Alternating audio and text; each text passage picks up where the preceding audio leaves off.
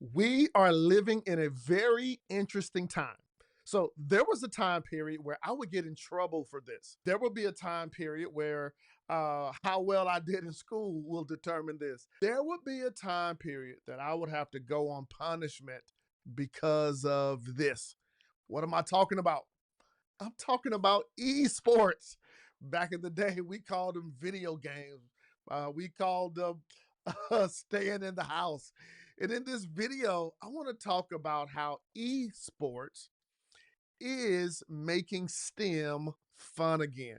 And I want to show you 7.25 different things that we can learn by utilizing esports in the classroom, in the home, and in our world.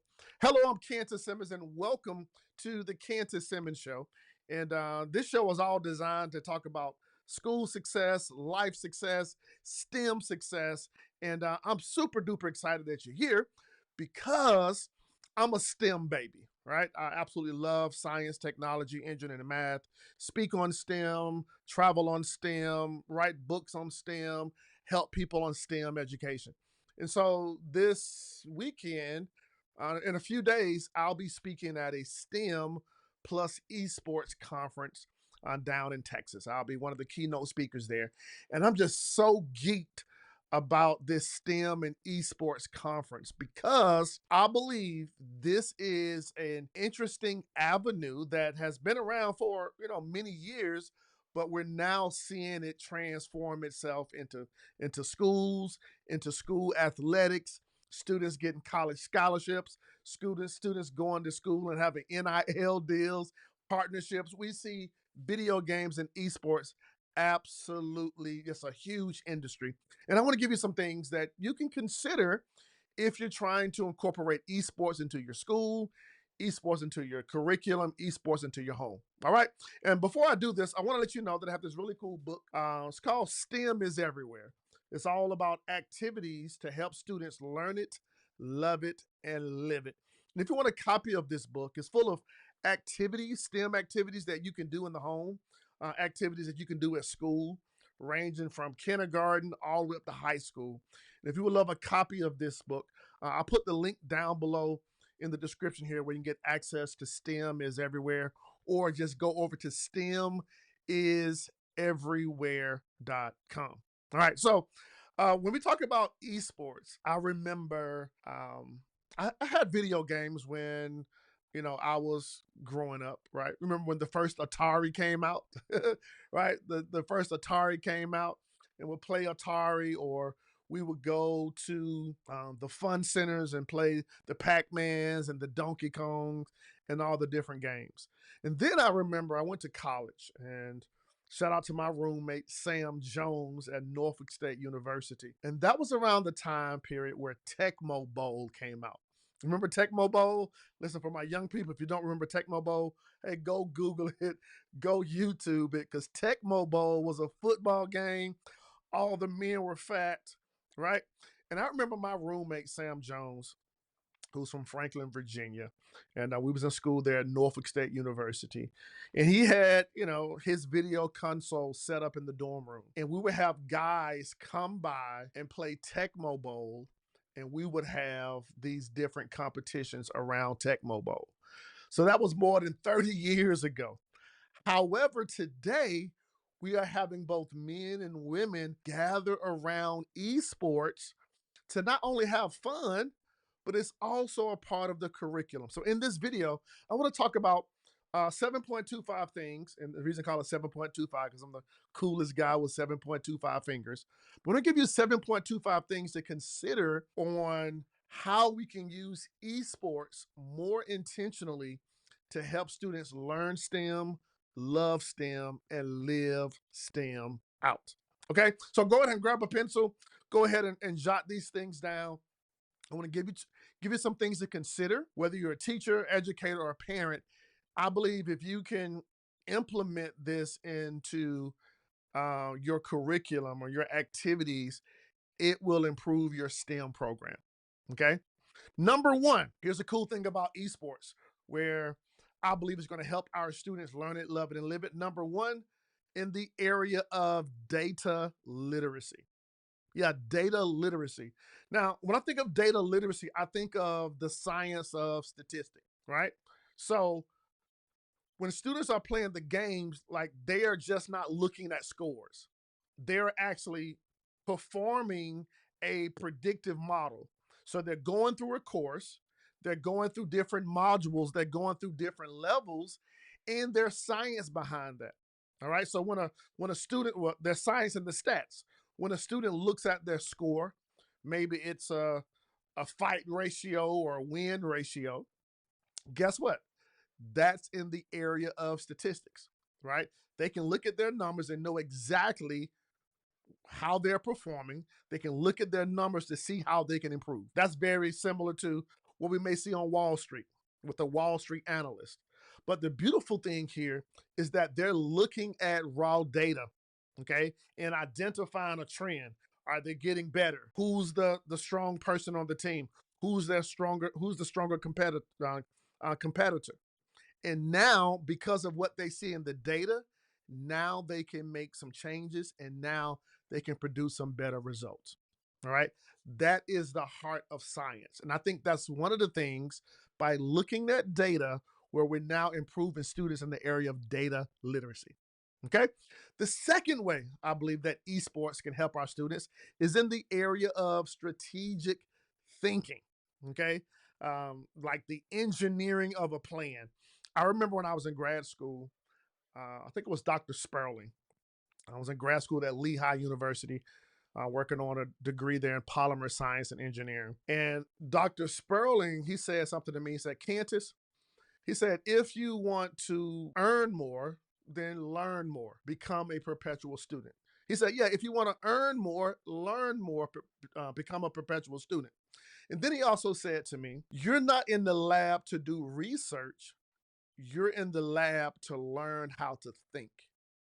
Yeah, to learn how to think. And I believe with esports, it's helping our students to strategically think better. All right.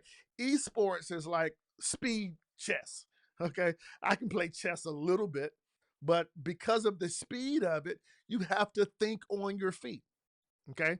I believe there's a game, there are a lot of different esports game, but I've seen a game called League of Legends. Okay. Now, you just can't run into that game, right? You have to manage your resources. You have to time your attacks. You got to be careful on how you anticipate the enemy. And the system is designed to help you think on that game. So when we look at esports, we're teaching kids how to build a mental framework. Yeah, how to build a mental framework so they can complete a complex problem, and especially under pressure, under time, and under competition. So the second thing that esports helps students do is to strategically think. All right. The third thing, which I love, is troubleshooting, specifically technical troubleshooting. Now, if you remember back in the game, I believe it was the first Nintendo, right? You would put the game in the box, and if you would shut it down and you would hit start, and if the game didn't start, you would pull the video game out the console and you would blow it. Remember? Right?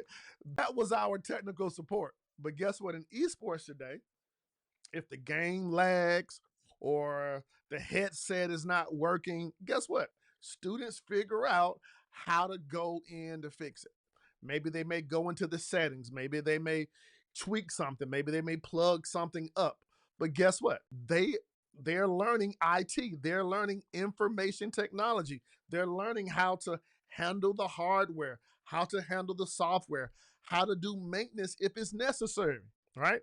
Now, guess what? That is what we're seeing now. We're seeing more and more students who are digitally what I call self-sufficient. Right? More students are more digitally self-sufficient than a lot of our parents and educators, working on an iPad or a phone or a computer or a tablet.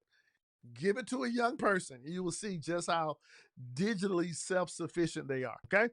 So the third thing that STEM, uh, the third way that STEM is being amplified is through this A of AI interaction. So we see artificial intelligence on the rise. We see it currently in our life. It's been around for a few years, and we expect it to pick up in the future. How does AI relate to esports? It's around understanding, I would say, the ghost in the machine, right? There's something in the machine that's causing it to work the way that it needs to work. All right. Almost everything uses AI today. Our cell phones, our cars. We see them in restaurants. We see them in industry. We see them in video games. We see them with things on the television. And when we look at esports in a game, the students are now being able to learn how the AI thinks. Because guess what? If you're playing the game and you're not playing another human being and you're playing on what's that one opponent mode, right?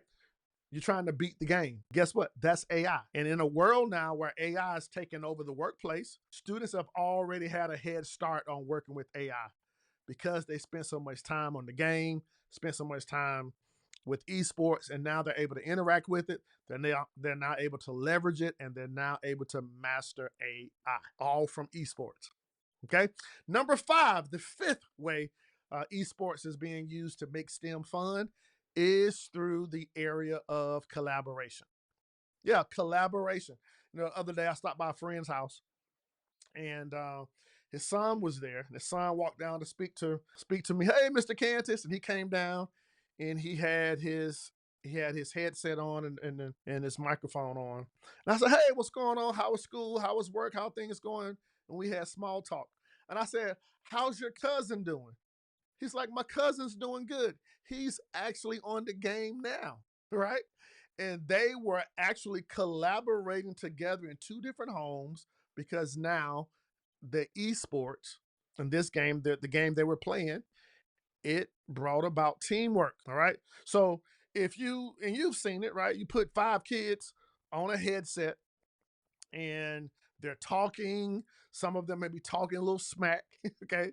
You may see some others talk and communicate how they're going to win the game. Guess what? They can communicate, right? They're leading each other. They're warning each other. They're training each other. They're getting each other ideas. And the beautiful thing about that, that's a soft skill that we're now developing through the area of esports. So before you say, hey, put the game away, I want you to really think about that. Hey, the game is now making STEM fun again. All right.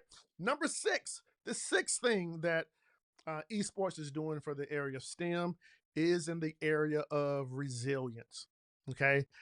Helping students have an entrepreneurial mindset, right? One of the things that I got another buddy of mine, he plays his kids in video games. And he has three boys, three younger boys, and they'll play the video games. And when I or talk to the kids, they'll say, I said, who won the video game? They were like, well, dad won two, I won one. And the dad is just like rooting, like, man, I whooped them, I beat them, and doing all of the masculine talk. But guess what? When the kids lose, or even when the dad lose, there is a lesson from the loss. And the beautiful thing about resilience is anytime you are participating in esports or a game and you lose, and you may lose 5 times or 10 times in an hour, guess what you got to do? You can't quit, right? You got to go in to refocus, to figure out how to go about it, to have the right mindset to say, hey, I'm not going to give up, but I'm going to learn from my losses. One of the things that I always do in life, when I experience something that may appear as a loss, I look at it as a lesson. What can I learn from this? And because I learned from this loss and turned into a lesson, now I'm very resilient. Then I go to this phase of brainstorming on how I can get better. And the same thing is true for esports. Okay. Helping our young people become unstoppable because when they hit a roadblock, they may not get past a certain module. When Donkey Kong or Pac-Man you lose all your men, hey, you'll put the coin in again to play it again. And that is a part of resilience and being a resilient student. Okay. So number seven is, believe it or not, digital citizenship. We don't talk about this a lot, but we're living in a digital age. And I believe that with esports, we're seeing now where students and young people can be leaders in a digital age. Now, in this humanity age and the things that we can see, they may feel like they're failing. But guess what? Over on the digital platform, they are a leader, right? Now, on one hand, guess what? I know the internet, I know social media can be a very toxic place. But with esports, students can lead with honor, right? I know a young man, he's like a BC student in his regular classes. But guess what?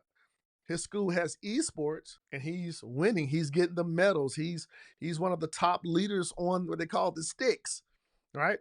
Because now of he is a leader. He's been honored. He's seen as an honor student, but in the digital age.